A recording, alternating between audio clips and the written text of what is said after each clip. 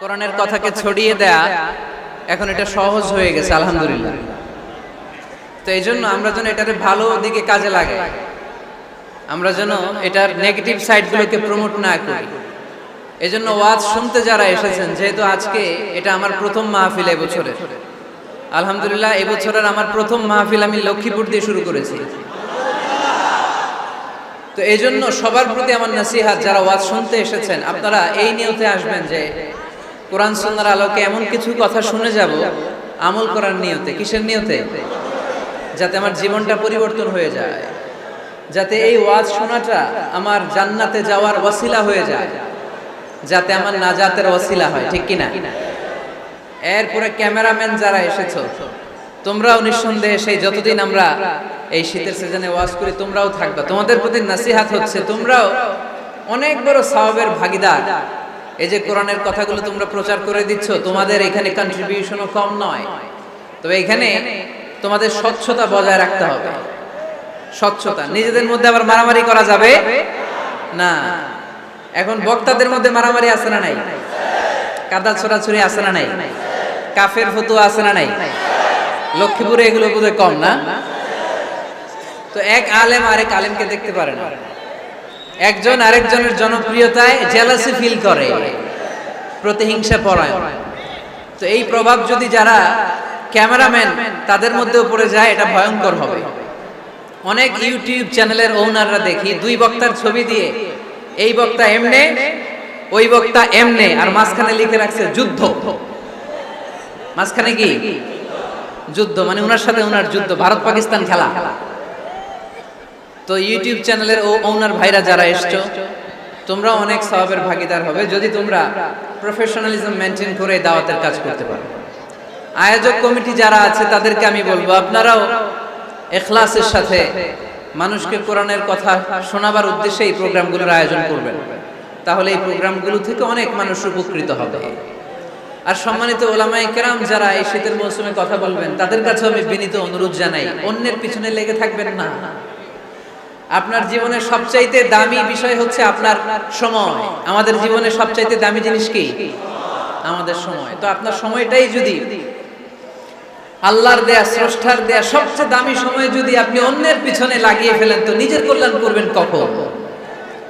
এজন্য সম্মানিত ওলামায়ে কেরামদের বলবো আমরা যেন বেশি বেশি স্টাডি করে কোরআন সুন্নাহর আলোকে মানুষকে কথা শোনাতে পারি, যাতে করে লোকজন উপকৃত হয়। আল্লাহ নাসিহাত গুলো যেন আমরা আমাদের জীবনে কাজে লাগাতে পারি, তুমি তৌফিক দাও। আর জোরে করি আমিন।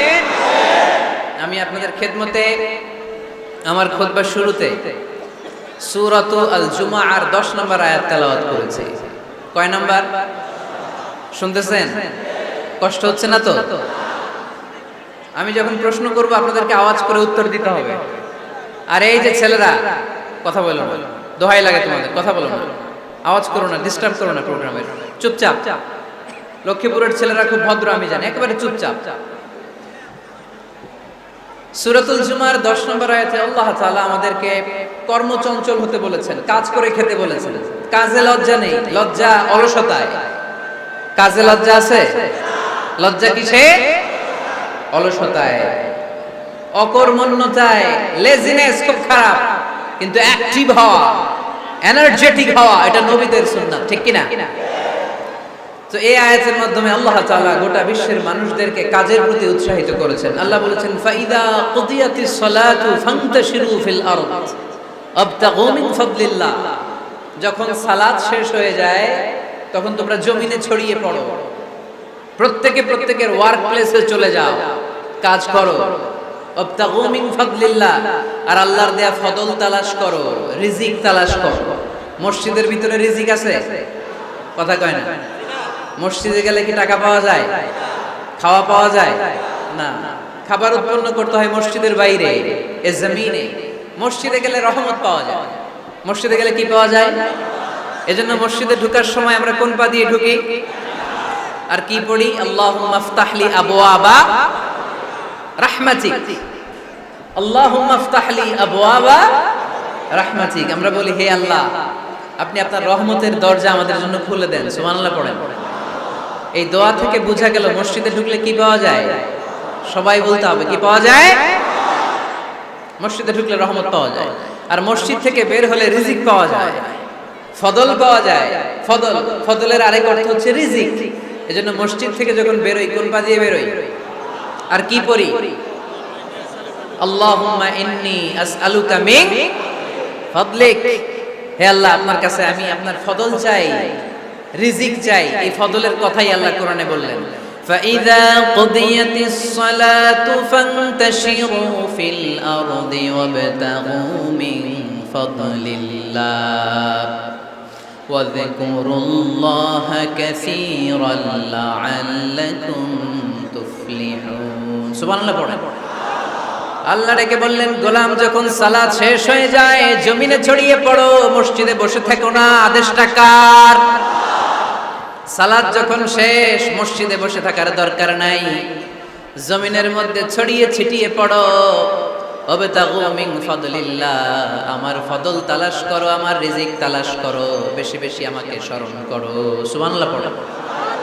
তার মানে ইসলামের বিধান হচ্ছে যখন সালাতের সময় হবে আপনি মসজিদে যাবেন, আবার সালাত শেষ আপনি আপনার কাজে চলে যাবেন। when you are done with your salah spread out to your workplace, কাজ শেষ তো আপনার কর্মস্থলে চলে যান। এটা হচ্ছে ইসলামের নিয়ম। নামাজের আজান যখন হবে সবাই মসজিদে ঢুকবে, সালাম ফিরিয়ে নামাজ শেষ সবাই মসজিদ থেকে বের হয়ে যাবে। শিক্ষক চলে যাবে স্কুলে,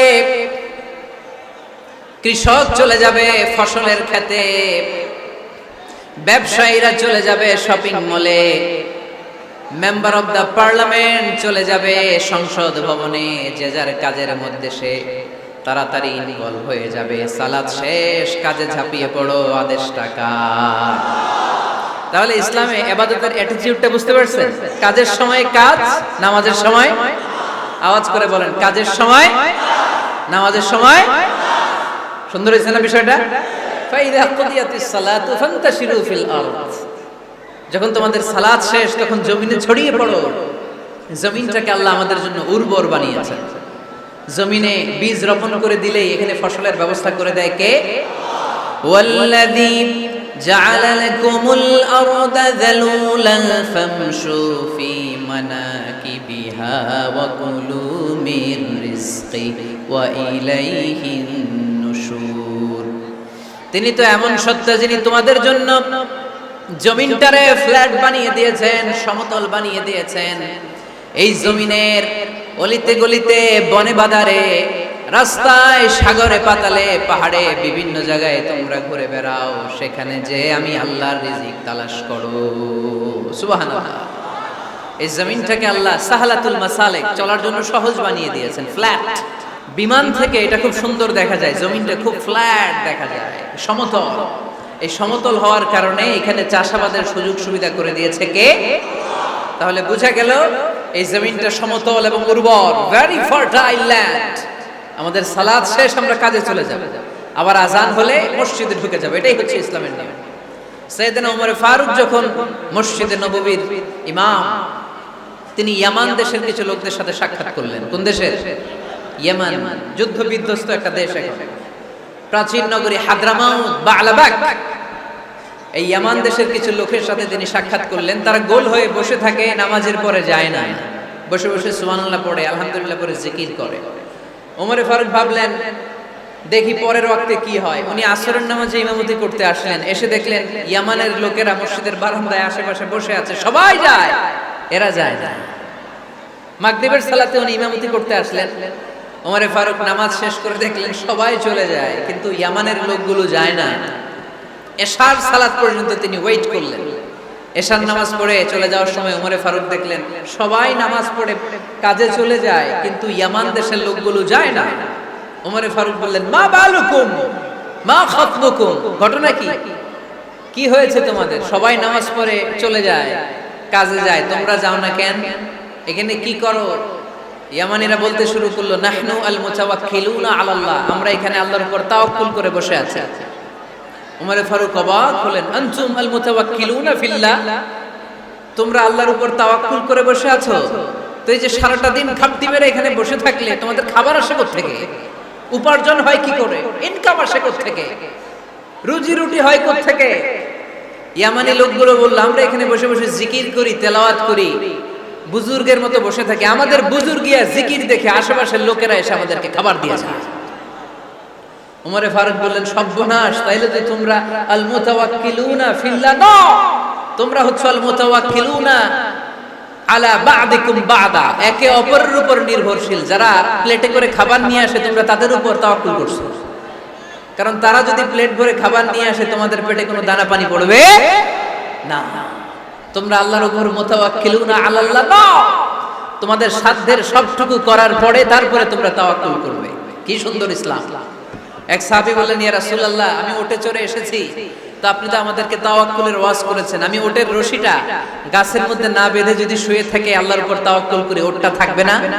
বিশ্বনবী বললেন, না, তোমার উট থাকবে না, আগে রশি দিয়ে উটটা বাঁধো, ইআকিলহা সুম্মা তাওয়াক্কাল আলাল্লাহ, আগে টাইট করে রশি দিয়ে গাছের সাথে উটের রশিটা বাঁধো, এরপর আল্লাহর উপর তাওয়াক্কুল করো। এটার নাম তাওয়াক্কুল। চিল্লায় বলেন ঠিক কি না?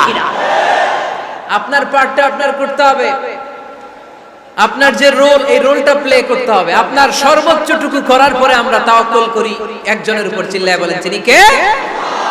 ওমর ফারুক বললেন, তোমরা মুতাওয়াক্কিলুনা আলাল্লাহ নাও, তোমরা বের হয়ে যাও, খবরদার এরপরে কোনো দিন তোমাদেরকে যেন এই মসজিদের মধ্যে ঘাপটি মেরে গোল হয়ে বসে থাকতে না দেখা যায়। কারণ ফাইদা কুদিয়াতিস সালাতু ফান্তাশিরু ফিল আরদ ওয়াবতাগু মিন ফাদলিল্লাহ। ইসলামের বিধান হচ্ছে যখন নামাজ শেষ মসজিদে বসে থাকা যাবে। চিল্লায় বলেন, বসে থাকা যাবে? যাবে না। সর্বোচ্চটুকু করে তারপরে আপনাকে বের হয়ে যেতে হবে। প্রতিদিন সকালবেলা পাখির বাসা থেকে দেখবেন পাখিগুলো খালি পেটে বের হয়ে যায়। আপনাদের এই এলাকায় পাখির বাসা আছে? কি পাখির বাসা আছে? হ্যাঁ, সব পাখি আছে। তো সকালবেলা দেখবেন পাখির বাসা থেকে পাখিগুলো খালি পেটে বের হয়ে যায়। বিকেল বেলায় পাখিগুলোর ওদর পূর্তি করে, পেট ভর্তি করে আবার পাখির নিড়ে ফিরিয়ে দেয় কে? কারণ পাখিগুলো তাওয়াক্কুল করেছে কার উপর? পাখিগুলো তাওয়াক্কুল করে যদি পাখির নিড়েই বসে থাকতো, ওদের পেটে খাবার আসতো? কথা বলেন। বিশ্বনবী এটাই বললেন, তাকদু খিমাসান ওয়া তারুহু বিতানান। তোমরা যদি পাখির মতো তাওয়াক্কুল করো, মানে আল্লাহর উপর তাওয়াক্কুল করে জমিনে বের হয়ে যাও, তোমাদেরও রিজিকের দায়িত্ব নিয়ে নিবে কে? সকালবেলা প্রতিটা পাখি না খেয়ে বের হয়ে যায়। একটা পাখির পেটের ভেতরে কোনো দানা পানি নাই, কিন্তু আল্লাহর উপর তাওয়াক্কুল করে পাখিগুলো যখন বের হয়ে যায়, বিকেল বেলা পেট ভর্তি করে, ওদর ভর্তি করে আবার পাখির নিরে পাখিগুলোরে ফিরিয়ে দেয় কে? পাখিগুলো কি আমাদের মতো খাবার জমা করে রাখতে পারে? আমরা তো 7 দিনের বাজার একবারে করে ফ্রিজে রাখি। পাখিদের ফ্রিজ আছে না? আছে। আমাদের অতিরিক্ত টাকা হলে আমরা ব্যাংকে ব্যালেন্স করে রাখতে পারি, অ্যাকাউন্ট করে রাখতে পারি। পাখিরাও তো অ্যাকাউন্ট করে রাখে না? না, প্রতিদিন না খেয়ে বের হয়। কালকে ওই পাখিটা কি খাবে, কোন জায়গা থেকে তার রিজিকের ব্যবস্থা হবে আল্লাহ ছাড়া কেউ জানে। এটার নাম তাওয়াক্কুল। এটার নাম কি? আমাদের সাধ্যের, আমাদের ক্যাপাসিটি, আমাদের ক্যাপাবিলিটির সবটুকু করে আমরা তাওয়াক্কুল করি একজনের উপর। চিল্লায় বলেন তিনি কে? এজন্য ইসলাম আমাদেরকে শিখায়, সালাত যখন শেষ বের হয়ে যাও, কাজে নেমে পড়ো। কাজে কোনো লজ্জা নাই, পরিশ্রমে কোনো লজ্জা আছে? যিনি রিকশা চালায় এতে তার কোনো লজ্জা আছে? দিনমজুর, কুলি, ঠেলা গাড়ি চালায়, ছোট্ট ব্যবসা করে, এতে কোনো লজ্জা আছে? লজ্জা নাই। খেয়াল রাখবেন, লজ্জা হচ্ছে অলসতায়। লজ্জা কিসে?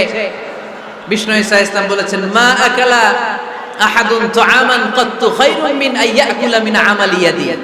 নিজ হাতে উপার্জিত খাবারের চেয়ে, অর্থের চেয়ে শ্রেষ্ঠ খাবার পৃথিবীর কোন মানুষ কোনদিন ভক্ষণ করে নাই। চিল্লায় কোন সুবহানাল্লাহ। শ্রেষ্ঠতম খাবার নিজ হাতে উপার্জিত খাবার। ঘাম ঝরিয়ে যে অর্থ উপার্জন করা হয়, যে ইনকাম করা হয়, এটা হালাল। আর হালাল খেয়ে দোয়া করলে কবুল করে কে? এজন্য খেটে খাওয়া মানুষ, শ্রমজীবী মানুষ আর মেহনতি মানুষদেরকে বিশ্বনবী খুব ভালোবাসতেন। তারা বিশ্বনবীর বন্ধু আর বিশ্বনবী ছিল তাদের বন্ধু। সুবহানাল্লাহ পড়ে। এত ভালোবাসতেন বিশ্বনবী খেটে খাওয়ার মেহনতি মানুষদেরকে। সব সময় বিষ্ণু ইসলাম তাদের জন্য দোয়া করতেন। এজন্য যারা খেটে খায় তারা কপালওয়ালা, তারা মুস্তাজাবুদ দাওয়া। তারা কি? মুস্তাজাবুদ দাওয়া মানে এমন ব্যক্তি যে ব্যক্তি দোয়া করতে দেরি হয় কিন্তু দোয়া কবুল হতে দেরি হয় না। আপনারা এখানে ব্যবসা করেন কে কে? দেখি তো হাত তোলেন তো। ব্যবসা মাশাআল্লাহ, অনেক ব্যবসায়ী আছে তো দেখি। আচ্ছা, হাত নামান। চাকরি করেন কে কে? চাকরি চাকরিও তো অনেক করে দেখি, হাত নামান। প্রবাসী, ছুটিতে দেশে আসছেন। হুজুর আমি আছি, কই আপনি? দেখতে আসছেন, মাশাআল্লাহ। কোন দেশে থাকেন? সৌদি আরব। আলহামদুলিল্লাহ। সৌদিতে ভাল লাগে নাকি সৌদি স্বপ্নের দেশ, খাটতে খাটতে জীবন শেষ? ইনশাআল্লাহ। আচ্ছা, ইউনিভার্সিটির স্টুডেন্ট আছো কারা কারা দেখি? মাশাআল্লাহ, হাত নামাও। ক্লাস 5 থেকে ইন্টারমিডিয়েট পর্যন্ত পড়াশোনা করতেছো অথবা দাখিল আলিম পর্যন্ত, কারা কারা দেখি? মাশাআল্লাহ, হাত নামাও, হাত নামাও। একবারও যারা হাত তোলেন না এবার তারা হাত তোলেন। আন্নেরা কি করেন? হ্যাঁ, বেকার।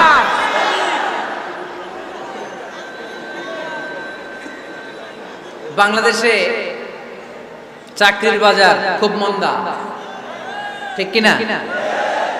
বাংলাদেশ ইন্ডিয়াতে চাকরি পেতে অনেক কষ্ট। সামান্য একটা পদের জন্য যেখানে চেয়েছে ক্লাস 8 পাস, এখানে ডবল মাস্টার ডিগ্রি অ্যাপ্লাই করছে কয়েক লক্ষ। এজন্য আমাদেরকে উদ্যোক্তা হতে হবে। You have to be the entrepreneur. আমাদের উদ্যোক্তা দরকার, বেশি বেশি নতুন নতুন উদ্যোক্তা। নিজেই এমন আইডিয়া নিয়ে আসবে যে আইডিয়া বিক্রি করে দুর্দান্ত আইডিয়া দিয়ে তুমি পুরো দেশ কাঁপিয়ে দিতে পারো। পারা যাবে না লক্ষ্মীপুরের ছেলেরা? আইডিয়ার অনেক দাম। You have to generate new ideas. নতুন নতুন আইডিয়া এনে মানুষ গোটা বিশ্বকে তাক লাগিয়ে দিচ্ছে। এই যে কত কয়েক বছর আগে কারের একটা রাইড চালু হয়েছে, নাম হয়েছে উবার। কি নাম? ঢাকায় যারা চলাফেরা করেন তারা হয়তো চড়েছেন। উবারের নাম শুনছেন না? এই উবার কোম্পানি কি করে জানেন? নিজেদের ব্যবসা নাই, পুঁজি নাই, পাত্তি নাই, অফিস নাই, কিচ্ছু নাই, কোটি কোটি টাকা হাতায় নিচ্ছে। Just idea, just they are generating new ideas. নতুন নতুন আইডিয়া দিয়ে গোটা বিশ্ব কাঁপিয়ে নিয়েছে একটা মোবাইল অ্যাপসের মাধ্যমে। কিসের মাধ্যমে? Mobile apps. একটা কোম্পানি খুলেছে, গোটা বিশ্বের সব প্রাইভেট কারওয়ালারা ওইখানে রেজিস্ট্রেশন করে আপনি মোবাইলে কোথায় যাবেন, কোত্থেকে যাবেন লিখবেন, গাড়ি আপনার বাড়ির সামনে এসে হাজির। তার একটা পার্সেন্টেজ ওই উবার কোম্পানি পায়। ইউনাইটেড স্টেটস অফ আমেরিকার একটা স্টেট আছে সান ফ্রান্সিসকো, ওইখান থেকে শুরু করছে। 775টা সিটিতে ওদের অপারেশন আছে। বাংলাদেশে ঢাকাতেও আছে। আমি মালয়েশিয়াতে থাকি, ওখানেও আছে, ওখানেও আমরা চড়ি। প্রায় 63টা দেশে ওদের কাজ বাজ আছে। গত বছরে 2018 সালে ওদের প্রফিট ছিল, রেভিনিউ ছিল 11.27 billion US dollar, 11.27 US billion dollar. Just they are selling their ideas. নতুন নতুন আইডিয়া দিয়ে গোটা বিশ্ব কাঁপাচ্ছে। এই উবার যখন চালু হলো, আমি তখন মালয়েশিয়ায় শুনলাম বাংলাদেশে নতুন আরেকটা বাইরে হচ্ছে, পাঠাও। কি নাম? এটা বোধহয় সারা বাংলাদেশ ব্যাপী হয় নাই, 3টা জায়গায়, সিলেটে, চট্টগ্রামে আর ঢাকায়। এরা আরো চালাক। বাংলাদেশের ছেলেপেলেদের মাথায় চিকন চিকন অনেক বুদ্ধি। এরা ভাবলো এই উবার দিয়ে আর আমরা কত আগাবো, আমাদের গাড়ি আরো ছোট করতে হবে। এরা মোটরসাইকেল রাইড দেওয়া শুরু করছে। জ্যামের শহর ঢাকা, চিপা চাপা দিয়া এরা আপনারা নিয়ে জায়গা মতো পৌঁছায় দিবে। তো এই যে উবারের পরে আমাদের ছেলেরা বানাইলো পাঠাও। এরপরে কত কিছু বানাচ্ছে ছেলেপেলেরা, আমি তো এগুলো দেখে অবাক। রকমারি.com নাম শুনছো? বিক্রয়.com নাম শুনছো? ঘরে বসে বসে কোটি কোটি টাকা হাতিয়ে নিচ্ছে তারা। Just they are selling their ideas. যেহেতু আমাদের চাকরি কম, ওই চাকরির বাজারে আমরা লাইন দিতে চাই না। আমাদের মেধাকে খাটিয়ে খাটিয়ে আমরা নতুন তরুণ উদ্যোক্তা বানাতে চাই। চিল্লায় বলো ঠিক কিনা? উদ্যোক্তা যত বাড়বে ততই দেশের কল্যাণ হবে। মানুষ তাদের আইডিয়াকে কাজে লাগিয়ে গোটা বিশ্বকে তাক লাগিয়ে দিচ্ছে। আমরা আমাদের সমতল ভূমিতে চাষ করতে চাই না। মালয়েশিয়াতে একটা এলাকা আছে ক্যামেরন হাইল্যান্ড, ওরা পাহাড়ের মধ্যে চাষাবাদ করে গোটা মালয়েশিয়ার খাদ্যদ্রব্যের অভাবকে মুক্ত করে দিয়েছে। পাহাড়ের মধ্যে ওখানে ফুলের বাগান, ক্যামেরন হাইল্যান্ড প্রায় 6000 ফিট উঁচু, প্রচন্ড ঠান্ডা।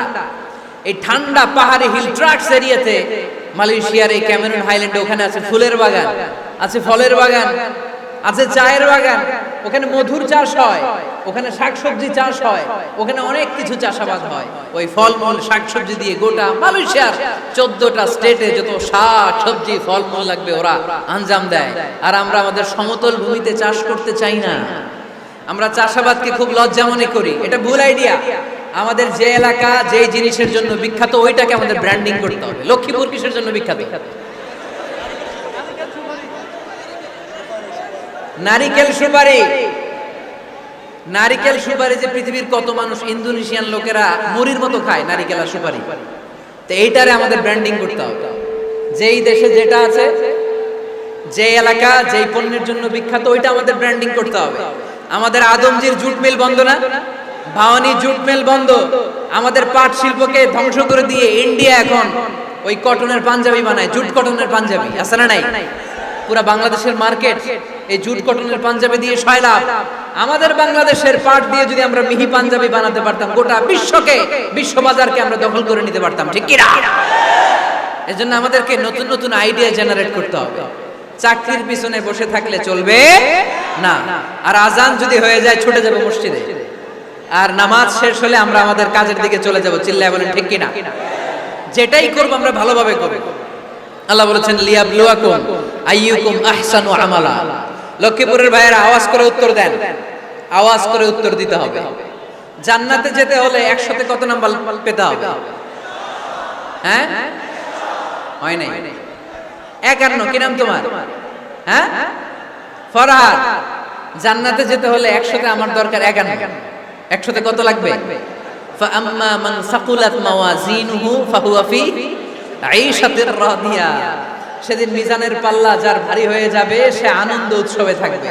তো মিজানের পাল্লা ভারী হওয়ার জন্য 100তে আমার কত পাওয়া লাগবে? কত পাওয়া লাগবে? 51 পেলেই হয়ে যাবে। এজন্য আল্লাহ বলছেন লিয়াবলুয়াকুম আইয়ুকুম আহসানু আমালা। যেটাই করবে ভালোভাবে করবে। আল্লাহ এটা পরীক্ষা করতে চান যে আমরা ভালোভাবে কে কতটুকু আমল করেছি। যারা আরবি বুঝেন আলেম ওলামা আপনারা জানেন, এখানে আল্লাহ বলেননি লিয়াবলুয়াকুম আইয়ুকুম আকসারু আমালা। আল্লাহ এটা দেখতে চান যে তোমাদের মধ্যে থেকে কে বেশি আমল করে। এটা বলছে আল্লাহ? বলে নাই। আল্লাহ বলেছে লিয়াবলুয়াকুম আইয়ুকুম আহসানু আমালা, যে ভালো করে করে। এজন্য আমরা যাই করি না কেন কি করে করব? আওয়াজ করে বলতে হবে। কেমন করে করব? যে কোনো কাজ করো না ভাই, যে কোনো কাজ করো তা যেন হয় সবার চেয়ে সবচেয়ে সুন্দর। পড়েন, যে কোনো কাজ করো না ভাই, যে কোনো কাজ করো তা যেন হয় সবার চেয়ে সবচেয়ে সুন্দর। পড়েন, যে কোনো কাজ করো না ভাই, যে কোনো কাজ করো তা যেন হয় সবার চেয়ে সবচেয়ে সুন্দর। হোক না সেটা পড়া লেখা, রঙের ভাষায় ছবি আঁকা। পড়েন, হোক না সেটা পড়া লেখা, রঙের ভাষায় ছবি আঁকা। হোক না সেটা সামান্য কাজ কিংবা মহত্তর, তা যেন হয় সবার চেয়ে সবচেয়ে সুন্দর। যে কোনো কাজ করো না ভাই, যে কোনো কাজ করো তা যেন হয় সবার চেয়ে সবচেয়ে সুন্দর। চিৎকার করে বলেন ঠিক কি না? আমরা যেটাই করি না কেন এটা ভালো করে করার দরকার আছে না নাই? এজন্য কাজে আর শ্রমে কোনো লজ্জা নাই। লজ্জা হচ্ছে অলসতায়। লজ্জা কিসে? অলসতায়। বিষ্ণু ঈসা ইসলামের কাছে এক সাহাবী এসে বলল, ইয়া রাসূলুল্লাহ আ'তিনি শাইআন, আপনি আমাকে কিছু দান করেন, আমার কিছুই নাই। বিষ্ণু বললেন, তোমার কিছু নাই? সাহাবী বললেন, ইয়া রাসূলুল্লাহ ঘরে আমার শুধু 2টি জিনিস আছে। কয়টা? চিল্লায় বলেন কয়টা? এক হচ্ছে একটা জামা, 2 হচ্ছে পানি খাওয়ার একটা জগ। বিষ্ণু বললেন, এই 2টাই নিয়ে আস। বিশ্বনবীর কথা শুনে ওই সাহাবী ঘর থেকে জামা নিয়ে আসলেন, পানি খাওয়ার জগ নিয়ে আসলেন। বিশ্বনবী সাল্লাল্লাহু আলাইহি ওয়াসাল্লাম ওনার মোবারক হাত দিয়ে এক হাতে জামা ধরে আরেক হাতে পানির জগটা ধরে সাহাবীদের দিকে উদ্দেশ্য করে বললেন, মাইয়াশতারি হাদাইন, এই 2টা জিনিস কেনার মতো কে কে আছে দেখি? কয়েকজন হাত তুললো। বিশ্বনবী বললেন, কত দিয়ে কিনবা? এক সাহাবী বলে, ইন্নী আশতারিহিমা বিদিরহাম। ও নবী, যদিও এগুলো আমার দরকার নাই, কিন্তু আপনি যেহেতু নিলামে ডাক তুলেছেন, ইয়া রাসূলুল্লাহ ইয়া হাবিবাল্লাহ, আপনার সম্মানে আমি 1 দিরহাম দিয়ে 2টা জিনিস কিনে নেব। 1 দিরহাম। একটা জামা, একটা পানি খাওয়ার জগ, দাম কত? 1 দিরহাম। বিশ্বনবী বললেন না না, 1 দিরহাম তো অনেক কম হয়ে যায়, মাইয়াজিদু আলা যালিক, এর চেয়ে বেশি দামে কে কিনবা? আরেক সাহাবী হাত তুলে বলতে লাগলি, ইয়া রাসূলুল্লাহ, ইয়া হাবিবাল্লাহ, ওয়া ইন্নী আশতারিহিমা বিদিরহামাইন, আমি এই জামাটার পানি খাওয়ার জগটা 1 দিরহাম নয় 2 দিরহামের বিনিময়ে কিনতে চাই।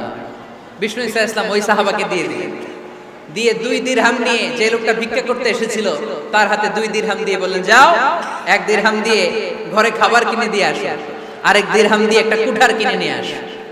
শুনতেছেন? কি কিনে নিয়ে আসো? কুঠার দিয়ে কি করে? গাছ কাটে। ওই সাহাবী কুঠার কিনে নিয়ে আসার পরে বিশ্বনবী নিজ হাতে কুঠারের মধ্যে একটা কাঠের হাতল লাগাই দিলেন। আল্লাহু আকবার। হাতল ছাড়া কুঠার ইউজ করা যাবে? বিশ্বনবী নিজ হাতে ওই কুঠারের ভেতরে একটা হাতল লাগাই দিলেন আর বললেন, লা উরিদু আন আরাকা 15 আইয়াম, এই কুঠার নিয়ে জঙ্গলে যাও, গায়ে অনেক শক্তি আছে, কাঠ কাটো, এই কাঠ কেটে বাজারে বিক্রি করো, সামনের 15 দিন যেন আমি আমার চোখের সামনে তোমার না দেখি। বিশ্বনবীর পরামর্শ অনুযায়ী কুঠার নিয়ে ওই সাহাবী জঙ্গলে চলে গেলেন। কাঠ কেটে বাজারে বিক্রি করতে করতে 15 দিন পরে 10 দিরহাম নিয়ে বিশ্বনবীর দরবারে হাজির হয়ে গেলেন। 10 দিরহাম নিয়ে বিশ্বনবীর কাছে হাজির হয়ে গেলেন। সাহাবী এসে বলল, ইয়া রাসূলুল্লাহ, এখন আর আমার ভিক্ষা করা লাগে না, আমার গায়ে অনেক শক্তি আল্লাহ দিয়েছে, আই এম ভেরি এনার্জেটিক, আপনার দেয়া বরকতের কুঠার দিয়ে আমি কাঠ কেটে কেটে স্বাবলম্বী হতে শুরু করেছি। সুবহানাল্লাহ পড়েন। আমি এখন 10 দিরহামের মালিক। বিশ্বনবী বললেন, লা আইয়াহতাতিবা আহাদুকুম হুজমাতান আলা যাহরিহি খায়রুম মিন আইয়াসআলা শাইআন ফায়ু'তিয়াহু আও ইয়ামনাহু, যাদের গায়ে শক্তি আছে তারা ভিক্ষা না করে কাঠ কেটে পিঠে সেই বোঝা নিয়ে বাজারে বিক্রি করা অনেক ভালো, কারণ কারো কাছে যদি তুমি হাত পাতো সে দিতেও পারে, নাও দিতে পারে, আর কষ্ট করলে কষ্ট কোনোদিন বৃথা যায় না। চিল্লায় বলেন ঠিক কি না? বিষ্ণু ইসা ইসলামের অনুপ্রেরণায় এই সাহাবা অল্প কিছুদিনের ব্যবধানে স্বাবলম্বী হয়ে গেলেন। What is the moral of the story? বিশ্বনবীর এই প্রফেটিক স্টোরি থেকে আমাদের কি শিক্ষা? লেসন নাম্বার 1, বিশ্বনবী চাইলেই ওই 2 দিরহাম দিয়ে বলতে পারতো, যাও খাবার দাবার কিনে ফ্যামিলিতে দিয়ে আসো। সে ওই 2 দিরহাম নিয়ে খাবার দাবার কিনে ফ্যামিলিকে খাইয়ে রাত্রে আবার ভিক্ষায় নামতো। কথা কর, রাত্রে কি করতো? ভিক্ষায় নামতো। বিষ্ণু ইসা ইসলাম তাকে কাজ করে খাওয়ার জন্য উৎসাহ দিলেন। পাশাপাশি বিষ্ণু ইসা ইসলাম পার্মানেন্ট সলিউশন দিলেন। এজন্য পার্মানেন্ট সলিউশনের ব্যবস্থা করতে হবে। অনেকে আমরা যাকাত দেই, যাকাতের শাড়ি দেই, যাকাতের লুঙ্গি দেই, আছে না নাই? লক্ষ্মীপুরে এরকম দেয় নাকি? কি দেয়? হ্যাঁ, গাড়ি, গাড়ি দেয়, শাড়ি না। যাকাতের শাড়ি, যাকাতের লুঙ্গি বলতে কোনো কথা ইসলামে নাই। এগুলো খুব কম দামি শাড়ি, যাদেরকে এগুলো দেয়া হয় তাদেরকে অপমান করা হয়, ঠিক কি না? আল্লাহ বলেছেন, ওয়ালাকাদ কাররামনা বানি আদম, I have dignified the status of the sons of Adam, আমি আদমের সব সন্তানদেরকে সম্মানিত করেছি। সুবহানাল্লাহ পড়েন। আপনাদের চেয়ে সম্মানিত কেউ আছে? মানুষের চেয়ে সম্মানিত গোটা বিশ্বে আর কোনো মাখলুকাত আছে? নাই। এজন্য যাকাতের শাড়ি দেয়া যাবে না, যাকাতের লুঙ্গি দেয়া যাবে না। যাকাতের শাড়ি আপনারা দেখছেন, এটারে একবার ধোয়ার পরে দ্বিতীয়বার পরা যায় না। মশারি কি পাতলা, এর চেয়েও পাতলা। এই জন্য যাকাতের শাড়ি, যাকাতের লুঙ্গি বলতে ইসলামে কোনো পরিভাষা নাই। আপনাকে স্বাবলম্বী করে দেওয়ার চেষ্টা করতে হবে। যারা লক্ষ্মীপুর জেলায় বিজনেস ম্যাগনেট আছেন, তারা একসাথে হয়ে একটা স্ট্রং যাকাত ম্যানেজমেন্ট প্ল্যাটফর্ম করতে পারে, যেখান থেকে আপনারা বিভিন্ন থানায়, বিভিন্ন গ্রামে বাছাই করে করে কিছু ভাইদেরকে যাকাত দিতে পারেন স্বাবলম্বী করার উদ্দেশ্যে। যেই ফ্যামিলিকে আছে, কি নাম এটা? পল্লী উন্নয়ন ক্লাব। মাশাআল্লাহ, যাকাত ফান্ড দিয়ে বিদেশে লোক পাঠায়। এর চেয়ে সুন্দর পদ্ধতিতে যাকাত বিতরণ আর হতে পারে? যেই লোকটাকে, যেই ছেলেটাকে বিদেশে পাঠানো হয়েছে, ওই ফ্যামিলিটা আর কোনোদিন যাকাতের শাড়ি নেওয়ার জন্য লাইনে দাঁড়াবে? যেই ছেলেটাকে ওনারা অস্ট্রেলিয়ান গাভী কিনে দিছে, দুধ বিক্রি করে যেই ফ্যামিলিটা স্বাবলম্বী হতে শুরু করেছে, তারা আর কোনোদিন যাকাতের লাইনে যেয়ে দাঁড়াবে না। এজন্য যাকাত দিতে হবে স্বাবলম্বী করার জন্য। ইসলাম আমাদেরকে এটাই শিখিয়েছে, কাজ করে খেতে হবে। কাজে লজ্জা নেই, লজ্জা হচ্ছে অলসতায়। লজ্জা কিসে?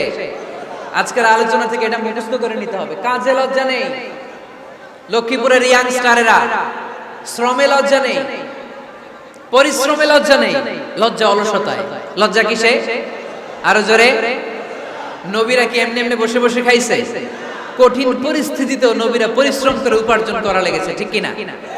সাইয়েদনা মারিয়াম আলাইহিস সালাম, যার নামে আল্লাহ তাআলা কোরআনে একটা সূরা দিলেন, উনি পৃথিবীতে এমন একজন মহিয়সী নারী, যেই নারীর গর্ভে, যেই নারীর পেটের ভেতরে স্বামীর স্পর্শ ছাড়া সন্তান দিয়েছে কে?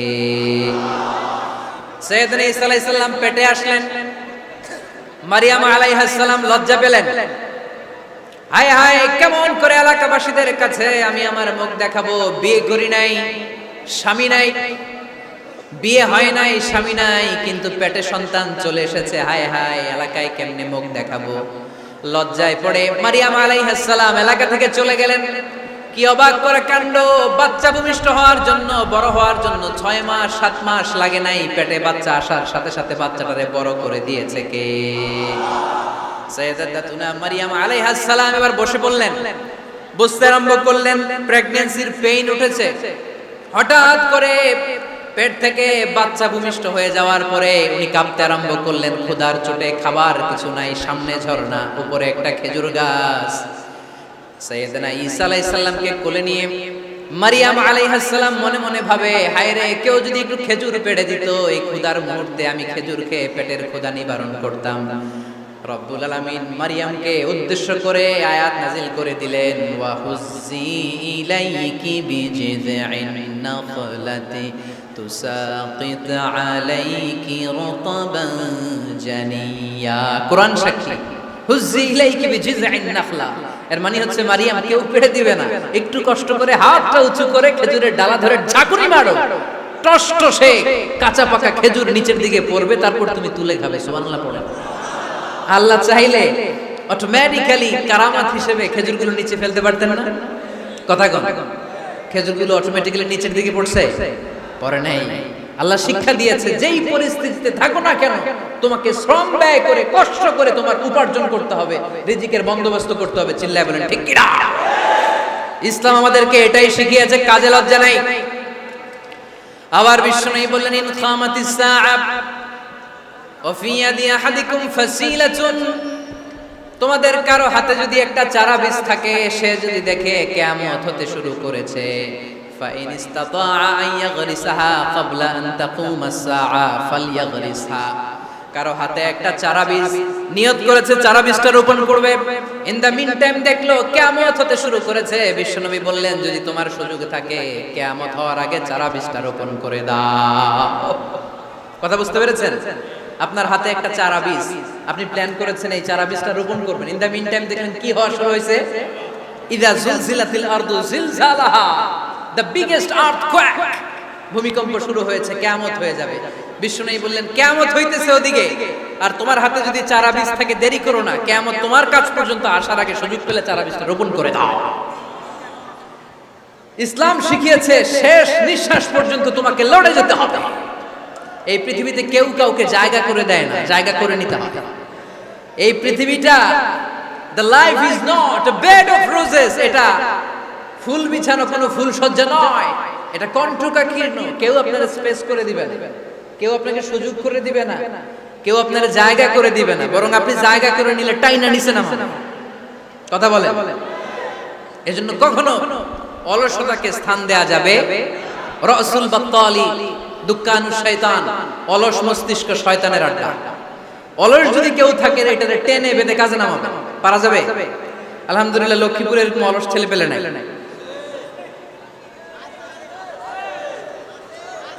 আছে? আমরা আজকে অলসতাকে নো বলে যাবো এই মাহফিল থেকে। অলসতাকে আমরা কি বলবো? আওয়াজ করে বলতে হবে। অলসতাকে কি বলবো আমরা? মুমিনের জীবনে কোনো অলসতা নেই। অলস হয় মুনাফিকরা। অলস হয় কারা? চিল্লায় বলতে হবে। মুমিনরা অলস হয়। অলস হয় কারা? এজন্য কোরআনে আল্লাহ একথাও বলে দিলেন, ওয়াইদা কামু ইলাস সালাতি কামু কুসালা ইউরাউনান নাসা ওয়ালা ইয়াযকুরুনাল্লাহা ইল্লা কালিলা। সুবহানাল্লাহ পড়ে। মুনাফিকরা যখন মানুষকে দেখানোর জন্য নামাজে যায়, ওই নামাজে তাদের ইখলাস নাই, ওই নামাজের ভেতরে তাদের কোনো খুশু খুদু নাই, ওই নামাজের ভেতরে আছে শুধু অলসতা। ওই নামাজে কি আছে? কিন্তু আমরা যখন নামাজে যাই আমাদের অলসতা আছে? আমরা নামাজ পড়লে আমাদের হৃদয়টারে সজীব করে দেয় কে? আমরা ওযু করলে আমাদের মনটাকে চাঙ্গা করে দেয় কে? আমরা মসজিদে ঢুকলে হৃদয়টাকে প্রাণবন্ত করে দেয় কে? মুমিন ওযু করলে চাঙ্গা হয়। বিষ্ণু ঈসা ইসলাম বললেন, ইয়াকিদু শাইতানু আলা কাফিয়াতি রাসি আহাদিকুম ইদা নাম। খেয়াল করে শুনবেন লক্ষ্মীপুরের ভাইরা, চমৎকার একটা হাদিস। আমরা যখন ঘুমোতে যাই, শয়তান আমাদের প্রত্যেকের মাথার পিছনে 3টা অলসতার গিট মারে। কয়টা? আওয়াজ করে বলেন। 3টা অলসতার গিট মারে। ইয়াকিদু শাইতানু আলা কাফিয়াতি রাসি আহাদিকুম সালাসা উকাদ। 3টা গিট মারে যখন আমরা ঘুমোতে যাই। অলসতার 3টা গিট মেরে আমাদের কানের সামনে এসে ফিসফিস করে মন্ত্র পড়তে থাকে, আলাইসা লাইলুন তাওয়িলুন ফারকুদ, আলাইসা লাইলুন তাওয়িলুন ফারকুদ। বিশাল লম্বা রাত, ঘুমাও, অনেক সময় আছে, ঘুমাও। রাত 5টা বেজে যাচ্ছে, তাহাজ্জুদের সময় শেষ হয়ে যাচ্ছে, তখনও শয়তান বলে রাত অনেক লম্বা, ঘুমাও। ফজরের সময় পার হয়ে যাচ্ছে, সূর্য উঠে যাচ্ছে, শয়তান বলে আলাইসা লাইলুন তাওয়িলুন ফারকুদ, এখনো অনেক সময় আছে, লম্বা লম্বা লম্বা চৌড়া রাত পড়ে আছে, তুমি ঘুমাও। বিশ্বনবী বললেন, ফাইনিস্তাইকাযা ওয়া যাকারাল্লাহ ইনহাল্লাত উকদা। আমার উম্মতের কেউ যখন ঘুম থেকে জেগে ঘুম থেকে ওঠার দোয়া পড়া শুরু করে দেয়, অলসতার প্রথম গিটটা সাথে সাথে খুলে দেয় কে? আপনি ঘুম থেকে উঠেই যখন ঘুম থেকে ওঠার দোয়া পড়বেন, আপনার অলসতার প্রথম গিট খুলে দেয় কে? ঘুম থেকে ওঠার দোয়াটা কি? আলহামদুলিল্লাহিল্লাযী আহইয়ানা বা'দামা আমাতানা ওয়া ইলাইহিন নুশুর। প্রশংসা সে আল্লাহ, যে আল্লাহ আমাদেরকে লম্বা একটা ঘুম শেষে, মৃত্যু শেষে আমাদেরকে ঘুম থেকে উঠালেন। এই দোয়াটা পড়ার সাথে সাথে শয়তান যে 3টা গিট মারছে, ওই 3টার একটা খুলে দেয় কে? ফাইন তাওয়াদ্দা ইনহাল্লাত উকদা। ঘুম থেকে জেগে ঘুমের দোয়া পড়ার পরে যখন কেউ ওযু করে ফেলে, অলসতার দ্বিতীয় গিটটাও খুলে দেয় কে? ওযু করার পরে ফাইন সাল্লাত ইন হাল্লাত উকদা, নামাজের মুসল্লায় দাঁড়িয়ে যখন নামাজ শুরু করে দেয়, অলসতার 3 নাম্বার গেটটাও খুলে দেয় কে? 3টা গেট যখন খুলে দেয়, বিষ্ণু ঈসা ইসলাম বললেন, ফাসবাহা নাশীতাল কলব। নাশীত, তখন মুমিন বান্দা সজীব হয়ে ওঠে, প্রাণবন্ত হয়ে ওঠে, উচ্ছ্বসিত হয়ে ওঠে। ওয়া ইল্লা খাবিসান নাফসি কাসলান। আর যদি ঘুমিয়ে থাকে, 3টা গিট তার মাথার পেছনে শয়তানের অলসতার লেগে থাকে, তাহলে তার দিনটা শুরু হয় অলসতা দিয়ে, আর সে হয় অলসতার রাজা। চিল্লায় এখন ঠিক কিনা? এজন্য আমরা কি অলস হতে চাই না কর্মঠ হতে চাই? কোন নবীরা কি অলস ছিলেন? পৃথিবীতে কোন নবী অলস ছিলেন? সব নবী কর্মঠ ছিলেন। বিষ্ণু ঈসা ইসলাম বললেন, মা বাআসাল্লাহু নাবিয়্যান ইল্লা রাআল গানাম। এই পৃথিবীতে এমন কোন নবী নাই যেই নবী বকরি চড়ায় নাই। কি চড়ায় নাই? বকরিরে আপনারা লক্ষ্মীপুরের ভাষায় কি বলেন? কি বলেন? ছাগল। তো পৃথিবীতে এমন কোন নবী নাই যেই নবী কি চড়ায় নাই? ছাগল চড়ায় নাই। সাহাবারা বললেন, ইয়া রাসূলুল্লাহ আনতা কাযালিক, আপনিও ছাগল চড়াইছেন? বিষ্ণু ঈসা ইসলাম বললেন, না, আমিও ছাগল চড়িয়েছি। ওয়া ইন্নী আরআহা আলা কারারাইতি আহলি মক্কা, আমি তো মক্কাবাসীদের অল্প কিছু পয়সার বিনিময়ে তাদের ছাগলগুলোকে চড়িয়ে দিতাম। সুবহানাল্লাহ পড়বেন না? বিষ্ণু ঈসা ইসলাম ছাগল চড়াতেন। ছাগল চড়ানো সহজ কাজ না কঠিন কাজ? কেন কঠিন এটা?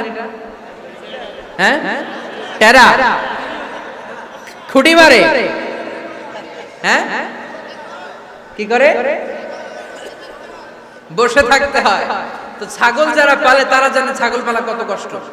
ওরে ডানে টান দিলেও কই যায়? রশি ধরে বায়ে টান দিলে কই যায়? সামনে টানলে কই যায়? পিছনে টানলে কই যায়? সারা সপ্তাহ আপনি সময় পান না এটারে গোসল করাবেন। ভাবলেন আজকে জুমার দিন আমিও গোসল করি, এটারও গোসল করাই। এটারে আপনি পুকুর ঘাটে নিবেন, টান দিয়েছেন, ওর বাপের কিরাও 1 ইঞ্চিও সামনে যাবে না। ঠিক কি না? এই টেরা প্রাণী আল্লাহর কি মহিমা! আল্লাহ তাআলা পৃথিবীর সবচেয়ে শ্রেষ্ঠতম মানুষদেরকে ছাগল চড়িয়ে ছেড়েছেন। ঠিক কি না? মা বাআসাল্লাহু নাবিয়্যান ইল্লা রাআল গানাম। এই পৃথিবীতে এমন কোন নবী ছিল না যে নবীরা ছাগল চড়ায় নাই।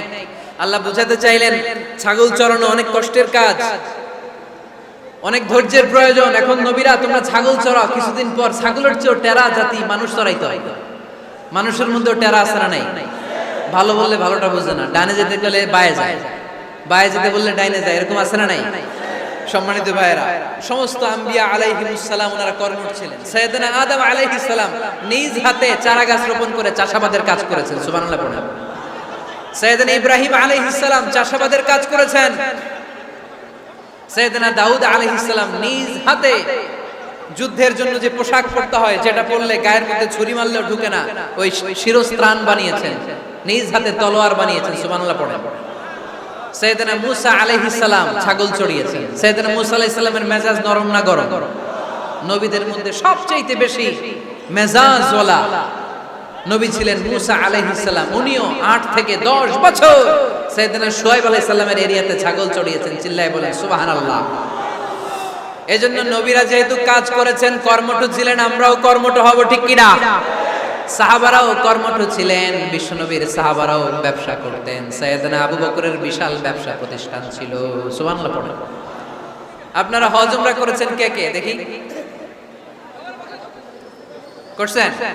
মাশাআল্লাহ। যারা করে নাই আল্লাহ তাদেরকে আল্লাহর ঘর জিয়ারতের তুমি নসিব করো। বিশ্বনবীর মাকবারার সামনে দাঁড়িয়ে আমরা যেন সালাম পেশ করতে পারি, তুমি নসিব করো। বাইতুল্লাহ শরীফে এবং মসজিদ নববীতে আমরা যেন সালাত আদায় করতে পারে, আল্লাহ তুমি নসিব করো।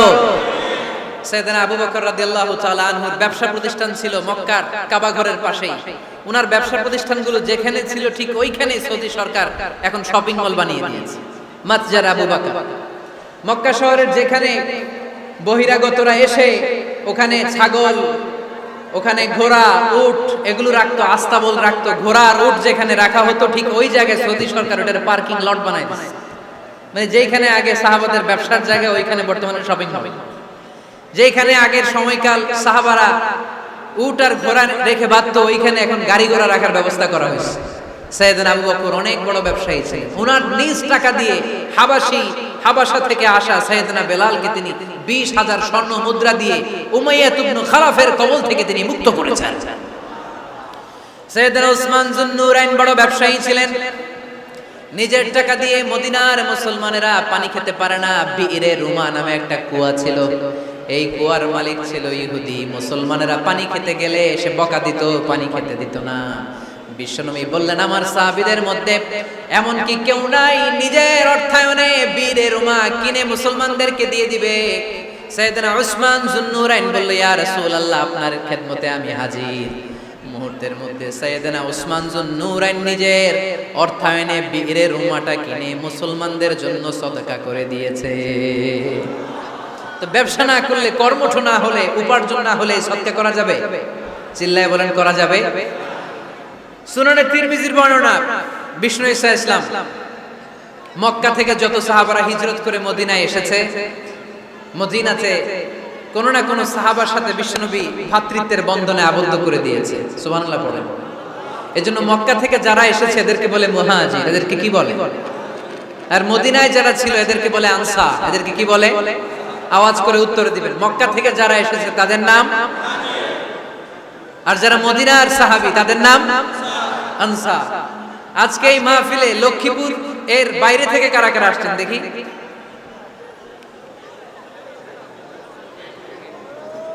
মাশাআল্লাহ, মাশাআল্লাহ, অনেক আসছে। আল্লাহ ভাইদেরকে তুমি কবুল করো, হাত নামান। এই যে লক্ষ্মীপুরের বাইরে থেকে যে ভাইরা আসছে তারা লক্ষ্মীপুরের মেহমান, ঠিক কিনা?